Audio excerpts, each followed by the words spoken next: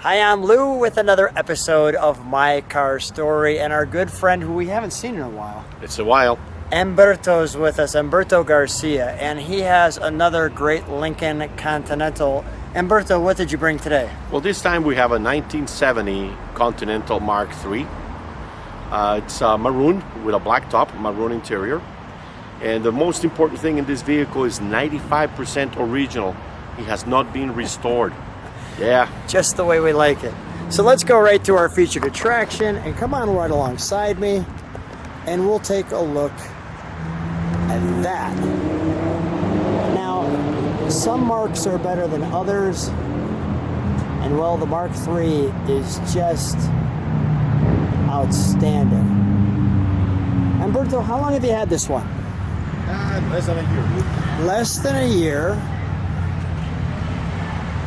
The Continental, the Mark III, and just showing from the front, just the points, as you can see how that kind of sits out, that front piece, especially in 71, the Thunderbirds, the Lincolns, they really stood that out to show you that.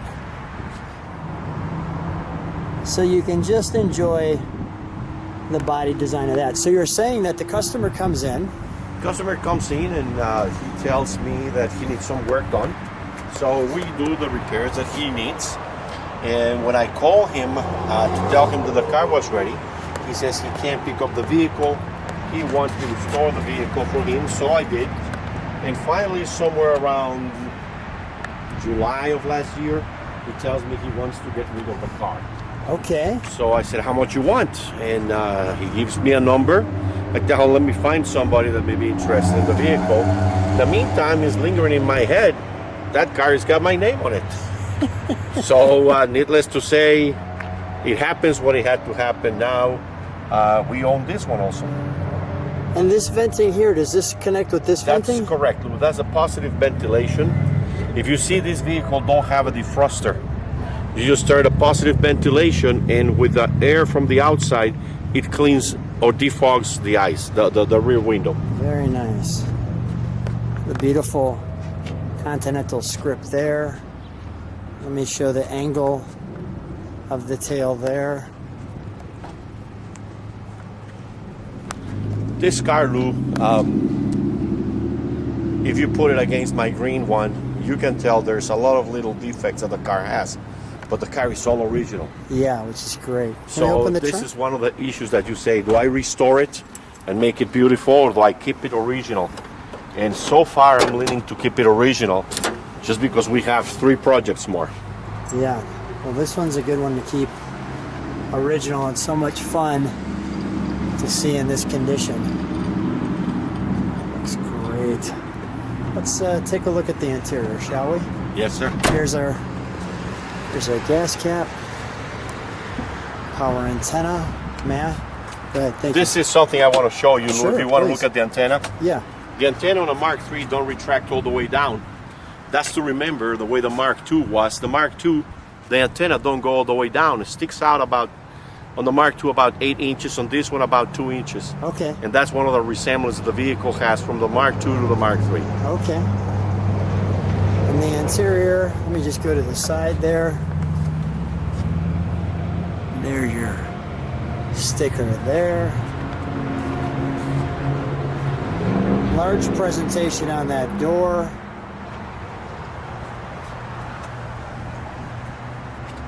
Wonderful instrumentation there.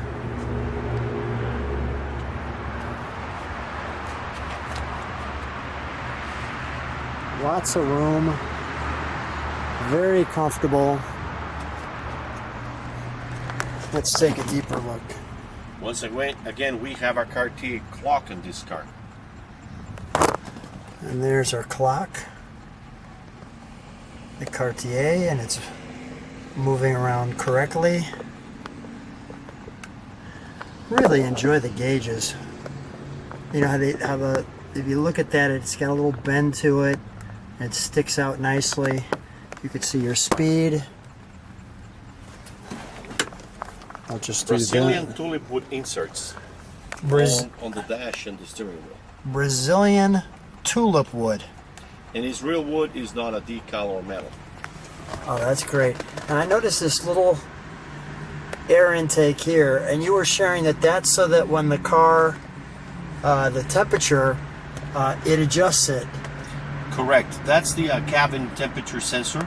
What that does is feel the temperature of the cabin, and it commands the air condition to turn the blower lower or higher. If you take a peek at the automatic temperature control, you see that there is no fan speed, and that's controlled by the device behind those little holes. The automatic temperature control, as you can see right there. That is great. Well, let's take a look under the hood, shall we? Look at the detailing there. That's just great. And even in the back seats, here's your tip up. If we tip that up, tell you what, I'll let you pull that, and I'll pull the tip. Go ahead. You don't need to, Oh, I don't because need to. ignition is off. Okay. How classy this is back here. What's the little eye in the back? That is, if you let me scoot by, Sure. that's, believe it or not, is fiber optics, and it reads or it sends light from the taillights to that little device or that little reflector, and it shows that your light bulbs are working. Okay. But believe it or not, it's fiber optics. Oh, wow. Very nice. And I also notice up here, the seat belts, the door, very cool. Let's take a look under the hood, shall we? I also noticed that nice entryway greeting with the Mark III. Check this out, Lou. Yeah. Wow. Solid.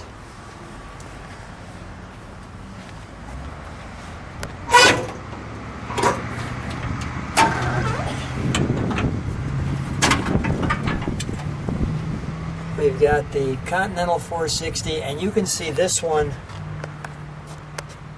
to Humberto's credit, has not been touched. He's not restored. He's got all the errors from being repaired by other places. Back in the day, you don't have the right hose clamps, you don't have the right hoses. You know, it was a daily driver. People don't pay attention to those little details. It is not a concourse, it's a survivor. Right, exactly. So well done. I always appreciated this badge too, with all of the ratings and details. Really classy how they put that together. Well, let's fire it up, shall we? Absolutely. And this is your electronic eye, or? That is the speed control. Speed control, got it. I'm noticing here.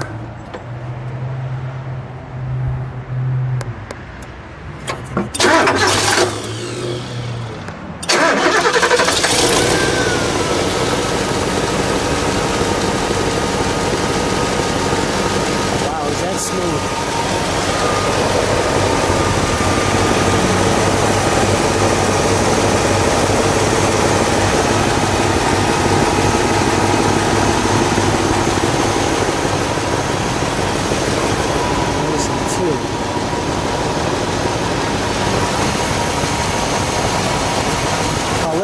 Let's give it a rev, shall we? If you could step on the tail lights for just a second, or the brake lights.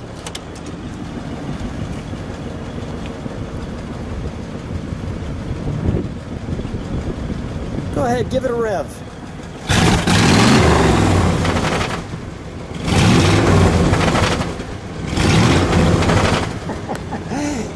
Got a little exhaust leak, but it sounds great. I have an exhaust leak too. I have not been able to find the correct mufflers, so until I get them, I won't fix it. Let's grab your wife. Let's take it for a ride. Absolutely. Humberto, how's it feel driving it? Oh man, this is driving my lazy Susan. You're lazy Susan. It's been too long since we've seen you. I know. And I'm just enjoying, there's actually like these cool buttons I'll show people up on the top there, which I'll show you more in the interior later. But we're just enjoying the ride. Let's make a right so we can go across the bridge again. I'm going to that, get a little longer drive. BB, so what happens with your husband? He works on cars and then all of a sudden one like this shows up. How's this happen? He likes cars too much, so And you're very tolerant. yes. I want to give you lots of thanks because you allow him to keep filming these fun cars. You know, Humberto, I have to tell you, I'm not used to sitting in the back seat filming, but this is wonderful. I mean, this car drives like a cloud.